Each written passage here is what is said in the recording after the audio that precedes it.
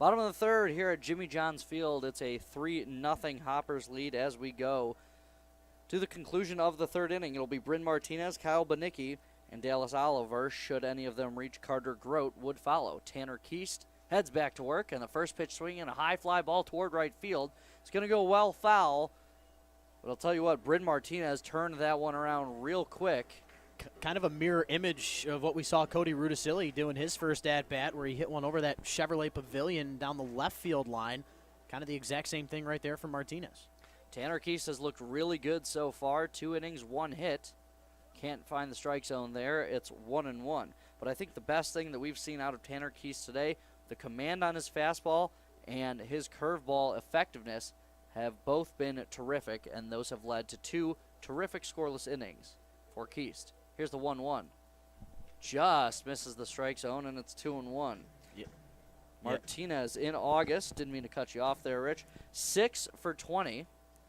Been a little bit of a rough start for him in this month that they call the dog days of August, so we'll see if he can work out of it. Swung on a high fly ball. Up the elevator shaft, and taking command of it will be Buhner to make the catch for out number 1. Yeah, that definitely could have went to Lukongo, but because I'll tell you what, Lukongo known for his defense compared to his offense. But Gunnar Buhner, a guy who likes to take charge out there at the third base bag.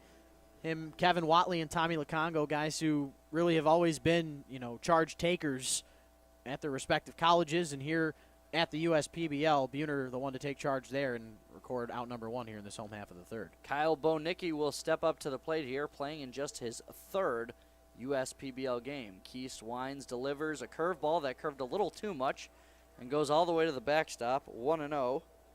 And to quote the terrific Bob Uecker, just a bit outside. Took the words right out of my mouth right there. But I'll tell you what, you mentioned Bonicki in just his 3rd game. How about this? Sunday against the Hoppers, 3 hits in his 2nd game of the year, 3 singles and an RBI to his credit.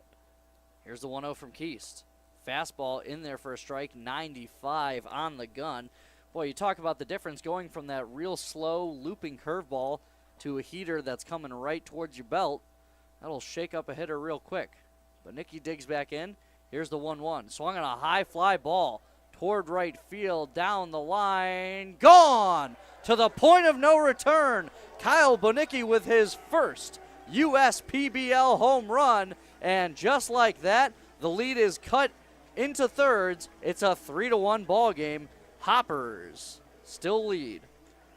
And it's funny because I was about to be made look really bad there because that first pitch, or that second pitch to the at-bat to Bonicki, the fastball at 96 in on the hands for a strike, I was about to say that there's really nothing that a left-hander could do in that situation, but that was about the exact same pitch that we saw there, and he kept his hands inside and took the ball for a ride, and all of a sudden it's a 2-run game. Ground ball is short, and looks like there will not be a play at first. It was a lot closer than it could have been, but you know what? When you hit the ball to Watley, you got to expect great things, and he almost made a terrific play over there at short. Off the bat, as we take it back to the home run, off the bat, it didn't look like that ball had a chance of going out. It looked like it was a little too high and didn't have enough distance on it, but as they say, close only counts in horseshoes and hand grenades, and we've got a 3-1 ball game. 1 out, a runner on first. It's Dallas Oliver, and Carter Grote will come to the plate now. And then piggybacking onto what we saw there from Watley trying to make that play on Oliver, if it was anybody other than Oliver or Grote, I'd be shocked to not see another top 10 play there from Watley. Fastball outside from Keast to Carter Grote. Struck out swinging his first time up. Oliver, standing on first, is a stolen base threat. Got a couple of them on the year. Keast waits on the 1-0, has his sign. Here's the pitch. Outside.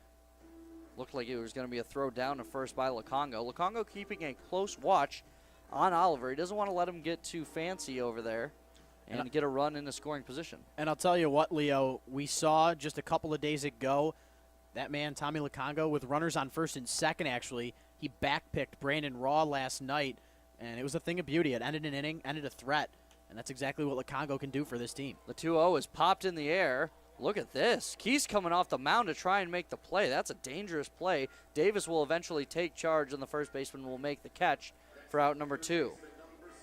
And you know what? As I'm sure you were always taught, Rich, as a former college pitcher, let your fielders do the work for you. Once you get off that mound, the chance for injury just skyrockets. So with that being the case, I mean, kind of surprising to see Tanner Keese go so aggressively after that ball. Yeah, and there's guys that, are pitchers at a high level that maybe were position players at once, but as a pitcher, whenever that situation would happen with me out on the mound in my college days, I would be brutally honest to tell you that the first thing I would do is boogie my way out of the entire infield. I would get away from everybody and let them decide between themselves who would make the play, because the last thing I would want to do is take charge and eventually not make a play. Dan Ward steps to the plate with 2 outs and a runner on first. The 0-1 is just low. Looked like it was out in the same zone, but either way, Rob Lothian felt it was not up to his standards. 1-1 now on Ward. Struck out looking in his first at-bat. First ball that Ward's seen all night. Went down on 3 straight pitches back in the first. Keast winds in the 1-1. Swing and a miss. 1-2.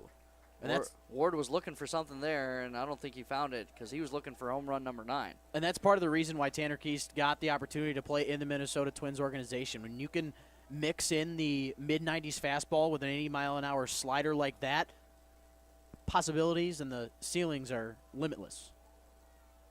Here's the 1-2 from Keast. Swung on a ground ball. Nice snag by Keast. He's going to take it himself. Run all the way, big fella. Run all the way back to your dugout. You've got out number 3, and you've got a 3-1 lead heading into the top of the 4th. You are listening and watching the USPBL YouTube channel.